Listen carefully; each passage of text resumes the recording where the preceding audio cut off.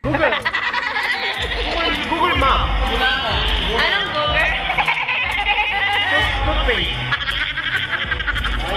Hindi ako ginagamit ng Google. Anong Google? Google.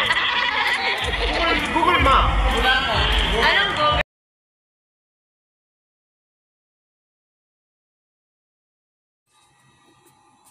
Nakakaloka naman mga netizens ano, pati yung pagtawa ni Kim nabansagan pang sinabihang OA dahil doon sa biruan nga ni Ryan Banks and Kim Cho na sa pagkasabi ni Ryan na instead of a Google, ang nasabi ni Ryan is Google. So, syempre nandoon naman talaga yung kulitan at biruan ng mga co-host kaya wala lang sa kanila. Ngayon, ang sabi naman ng mga netizens, masyado raw OA at bakit kailangan kantsawan pa ang pronunciation ni Ryan instead na turuan.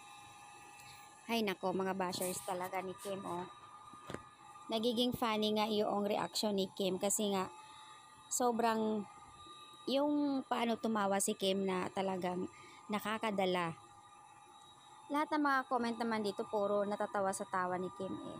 Pero mayroong ilan talaga na nagre-react sa tawa na sinasabi nilang OA at hindi dapat daw tinatawanan ang pronouns. Katuwaan po nila yan at talagang ganun ang mga Showtime fam. Nagbibiroan sila. How to be you po, like talaga yung paglalaf mo na natatawa ako sa'yo Kim. Nakakaloka yung tawa, hawang-hawa ka talaga. Sakit na ang tiyan ko sa kakatawa Kim, grabe ka. So ayan guys, marami ang natutuwa dito sa tawa ni Kim kasi talagang halakhak. And then yung iba, syempre mga bashers kasi yun kaya nagre-react na sinabihan si Kim na OA.